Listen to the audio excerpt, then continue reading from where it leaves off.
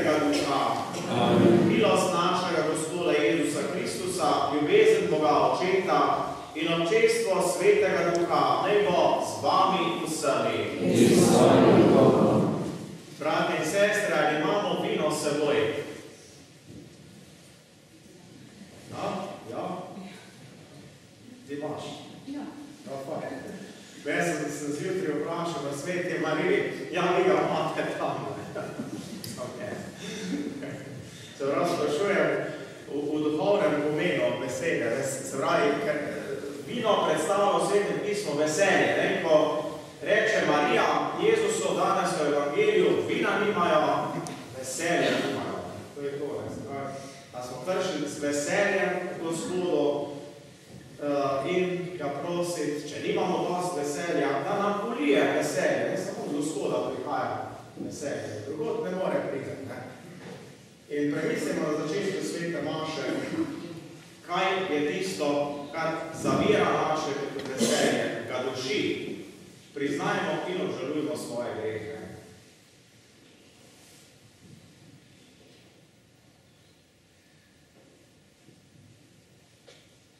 Vsemogočnemu Bogu in vam, bratje in sestre, priznam, da sem grešil v misli, besedah in dejanju, mnogo dobrega odpustil in slabega storil.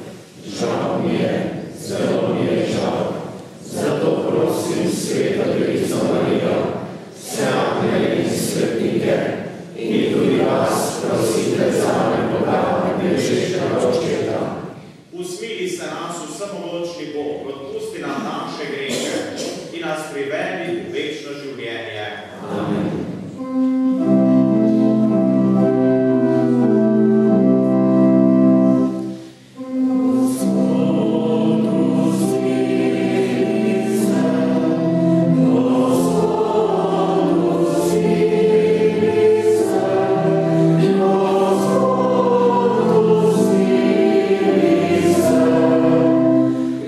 Christus,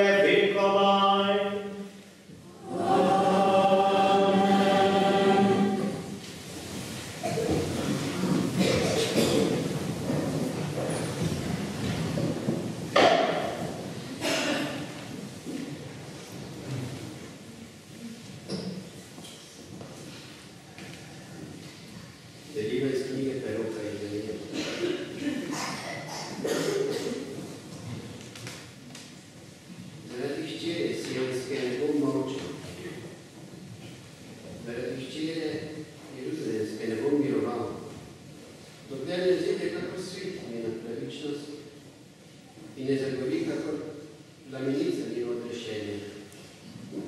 Narodi bodo videli tvojo pravičnost, vsi kralji tvojo slavo. Dali ti bodo novo ime, ki ga bodo določila Gospodova usta. Čudovita krona v Gospodovi roki, kraljevski venec v roki svojega Boga. Ne bodo ti več rekli zapuščena, tvoji deželi ne bodo več rekli osamljeni, temveč te bodo imenovali pri njej je moja radost in tvoja deželo pomožena.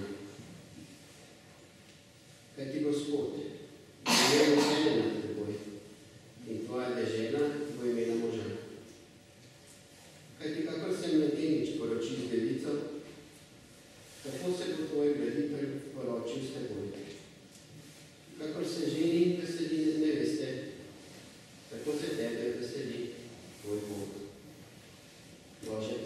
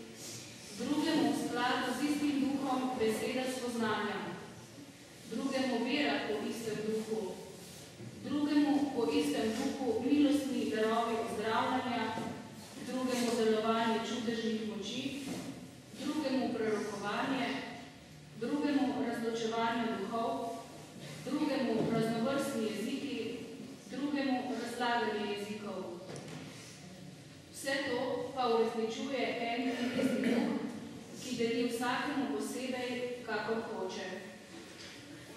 To je Božja beseda.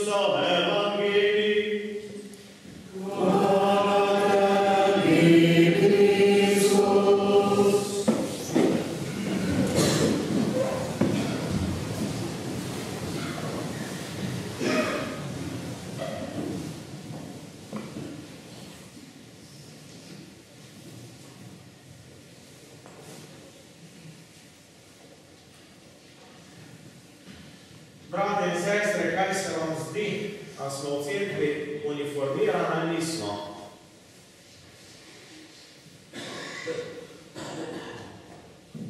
Bi kar bolj da te rekli po naroga, kaj? Smo ali nismo? Nismo. Kaj gledate na mene? Prosim? S kakimi očmi me zdaj da gledate? Ja, no. A bi bilo drugače, ne bi imel mašnega plašča gore. Pa če bi ta presedel. To malo drugače, ne?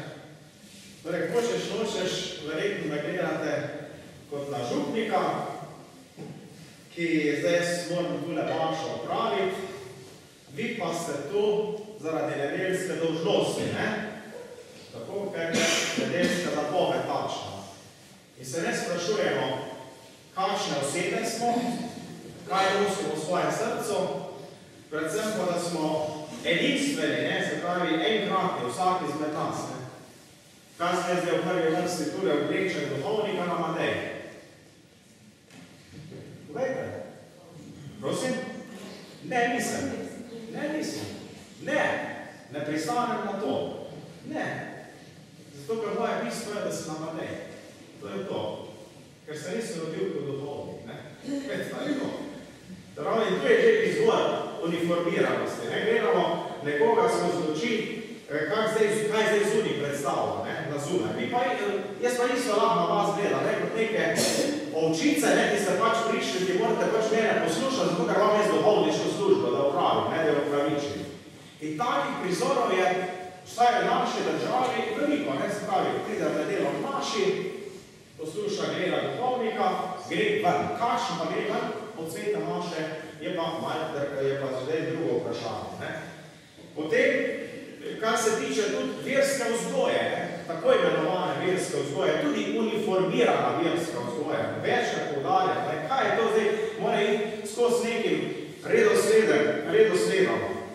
Ja, ko je mali otrok par mesecev star, mora biti krščen, potem seveda praznina, potem veru 6 let, 3. razred, prvo krajino, 8. pa 9. Birma, to je to, in smo na zunaj naredili uniformirano cerkev. To je samo nekaj podatkov.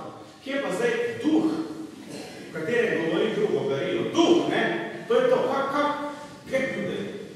Kaj nas navdihuje o tem? Ker vse to, kar ste rekel, mi smo lahko popolnoma izpraznjeni, če samo na teh zunanjih dogodkih baziramo, na zunaj. Popolnoma prazni smo lahko, ampak pravi Pavel, da so različni duhovni darovi, isti pa je duh. Zakaj bi mogel nekdo pri 14 letih biti zrel za Birmo?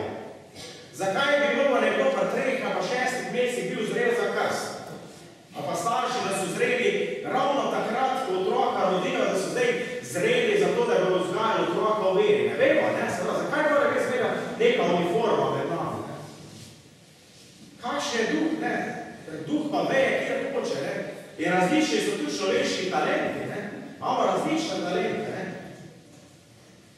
na tem Bog bazira, a veste, vse tudi izhaja, tu stoji in pane potem naše veselje, ker kdo daje veselje? Ja, duh, sveti duh daje veselje, tisti duh je, ki oživlja, zakaj moramo vse uniformirati? Zato, ker zaradi tega, ker mislimo, da nam bo vse nasvadno, tem je problem. Zato pa najlažje se držati v določenih okvirov in ne pustimo, oziroma nočemo duha noter pustiti. Nekje je zdaj tudi naša svoboda. Če imaš duha, ki ti prinaša veselje, da ni ničesar strah, da ti bo kaj razpadlo. Ne moreš, ker si poln duha, če nemaš pa v strahu vse gravo. To je to. V strahu boš nekaj delal na silo, pa boš ti se na zunaj, ki si prikazoval, da je vse v redu, ampak sam boš pa prazen, pa ljudje okoli tebe živijo. In to je to, gremo zdaj na ta Jezusovo prisotnost v svadbi na Kani Galilejski. Svadba, kaj je to svadba? Ljudje se veselijo poroke, novoporočencev, svadba je tudi svetem pismo simbol za odnos med Božjim ljudstvom in Bogom. V osnovi je to, ali sem jaz vedno na svadbi. Tudi danes imamo odnos, se pravi smo na svadbi, Gospodovi gosti, ko rečemo, blago je povabljeni, da Gospodovo gostijo na svadbi. In kaj je zdaj prvo, kaj mora biti na svadbi prisotno? Kaj je na svadbi? Veselje. Evo, vidite, jaz sem živel na takih poroki, kot smisel, da so vsi na smrt obsojeni. Res je, to je to. Že to je bilo pokazati vsega, da je neč. Se pravi, veselje mora, kad se veseliš, ker je Gospod v tvoje sredi.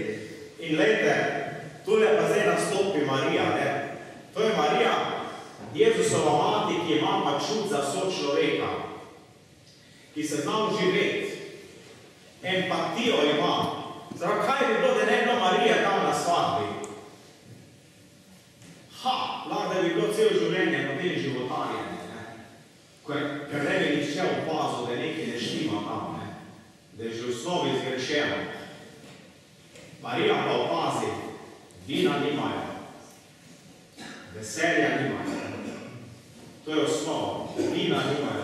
Potem, ker nekdo opazi, ker Marija opazi, da ni veselja na svadbi, potem na to Jezus opozori. Ker samo Jezus je tisti, ki lahko prinaša veselje.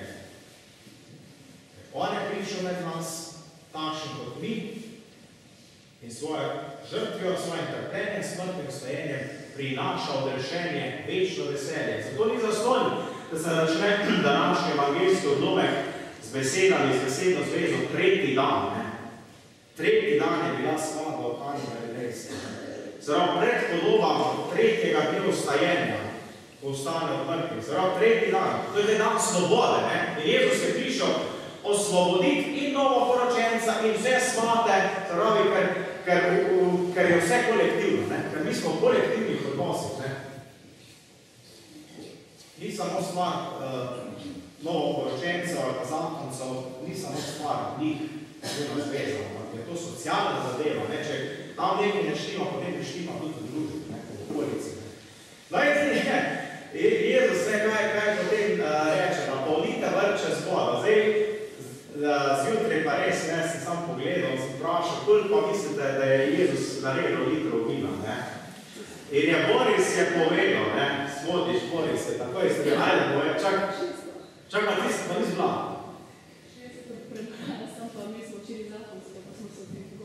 A za to upali? 600 litrov vina, Katarina Beko na zakonski si se pogovarja. 600 litrov, celo po enih podatkih od 600 do 700, ne? Se vi predstavljate, koliko je to vina, ne? Samo ne, zdaj, količinsko to razumeti, ne? Da tako je razumeti, jaz so vsi pjani tudi po tem, ne? Ja, pa nima tega svojega namena. Mi moramo gledati v duhovnem pomenu besede. 600 litrov vina, kaj to pomeni? Ogromno veselja, ne? Ogromno, ne? Se pravi, da je zdaj Jezus vrnil veselje nazaj na svadbo, ne? To je bistvo, ne? Da je prišlo vino v vsej polnosti, da je bilo izobilja, da še se razdajajo na okrog, ne? Še zunaj te svadbe, ne? To je to, ne? A veste, tu smo zdaj mi na tej točki, ne? Ko smo že na začetku opozoril, a smo mi na svadbi, ali nismo, ne?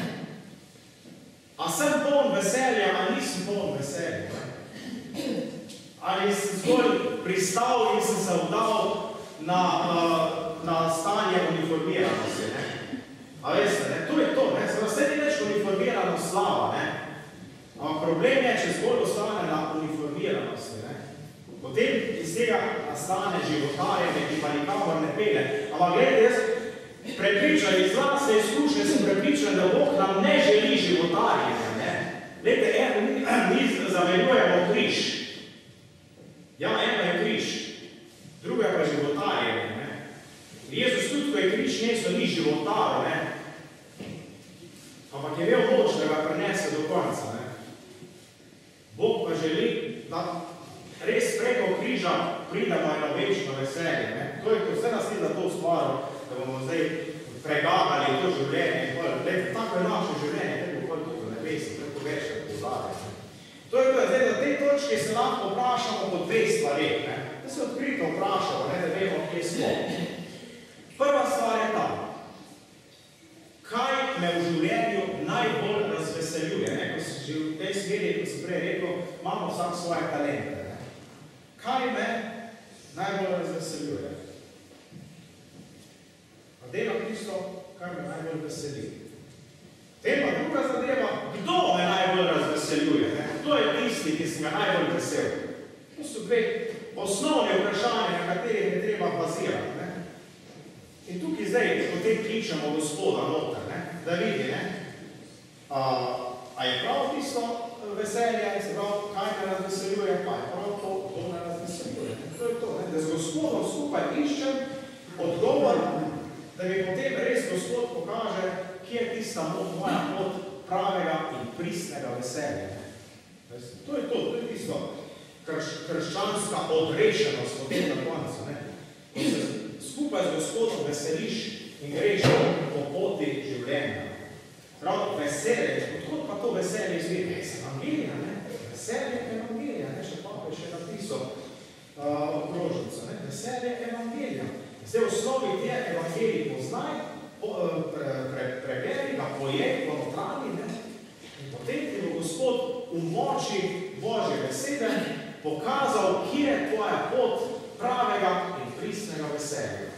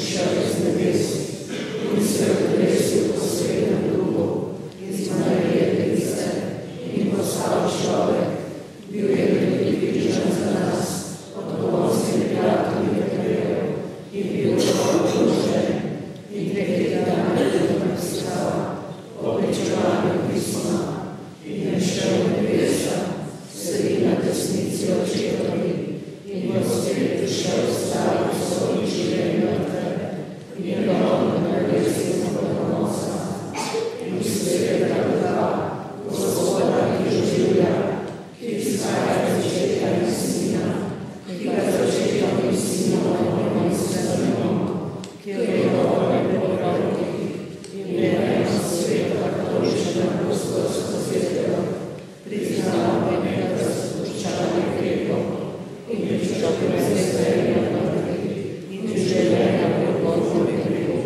Amen.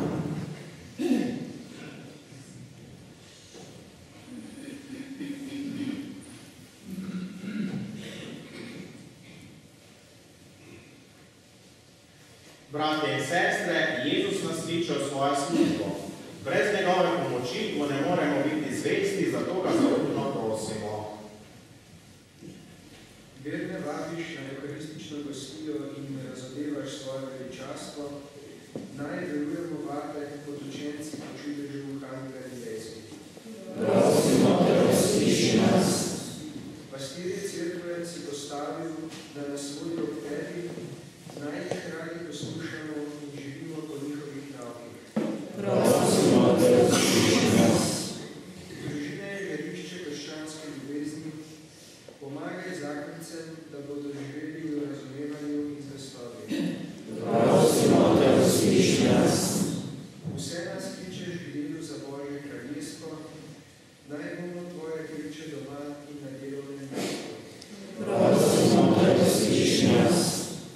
Vsi smo ustvarjeni po Božji podobi, usmili se rajnih, ki si jih poklical k sebi in jim podaril večno življenje. Prosimo te, usliši nas. Gospod Jezus, te prošnje danes prinašamo na oltar. Dobrotnik usliši, ki živiš in kraljuješ vekomaj. Amen.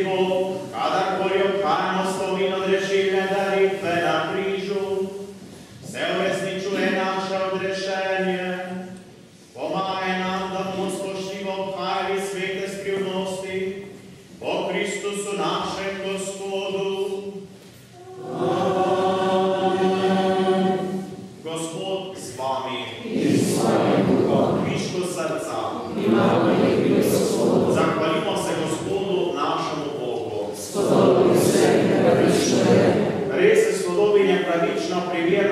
nečakano, da se tebi, sveti Oče, vedno in povsod zahvaljujemo. V tebi živimo, se gibljamo in smo. Vsak dan okušamo darove tvoje dobrote in že na zemlji imamo poroštvo večnosti.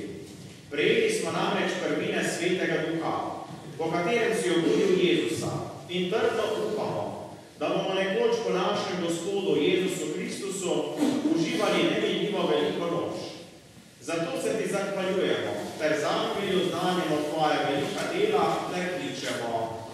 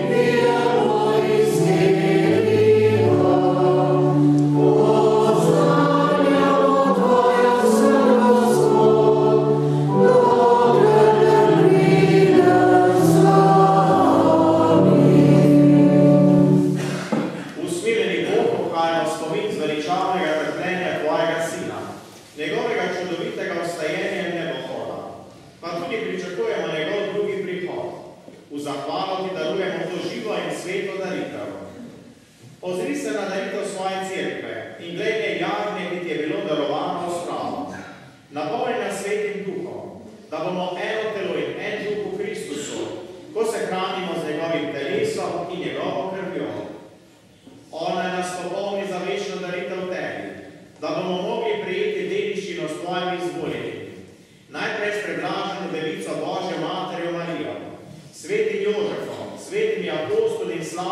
podočenci in vsemi svetniki. Zaupamo, da nas oni vedno podpirajo pri tebi svoje priprošnje. Prosimo, Gospod naš Bog, naj bo ta spravna daritev vsemu svetu mir in zveličanje. Utrjuj v veri in ljubezni na zemeljski poti svoje cerkev, svojega služabnika, našega papeža Frančiška, našega škofa Stanislava, vrškofovski zbor, vse duhovnike, druge služabnike cerkve in vse svoje pridobljeno ljudstvo. Poslušaj, dobri oče, prošnje te družine, ki je zbrana pred teboj, in privedi sebi tudi vse svoje razkropljene otroke.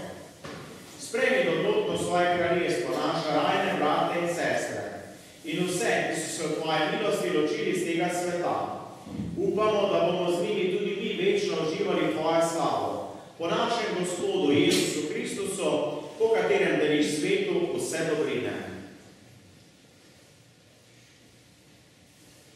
O Kristusu, s Kristusom in Kristusu, tebi vsemogočnemu Bogu Očetu, v občestvu Svetega Duha, vsa čast in slava, na vse veke vekov.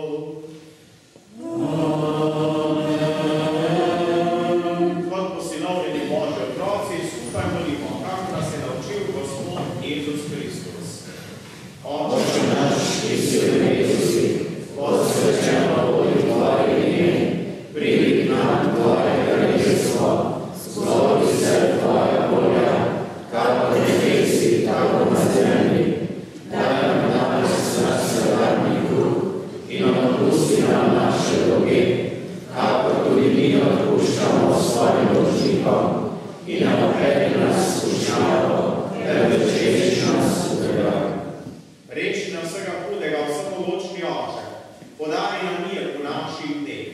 Usmiljeno pomagaj, da se bomo varovali greha in bomo varni pred vsakim nemirom. Ko polni blaženega upanja pričakujemo prihod našega odrešenika Jezusa Kristusa. Tvoje je kraljestvo, tvoje je oblast in slava vekomaj. Gospod Jezus Kristus, svojim apostolom si rekel, mir vam zapustim, svoj mir vam dam. Ne glede na naše grehe, ampak na vero svoje cerkve. Utrdi o miru in voli v popolni edinosti, da se izpolni tvoja volja, ki živiš in kraljuješ vekomaj. Amen. Gospodov mir bodi vedno z vami. In s tvojim duhom. Z veseljem si podelimo Gospodovo veselje, mir stiskom roke.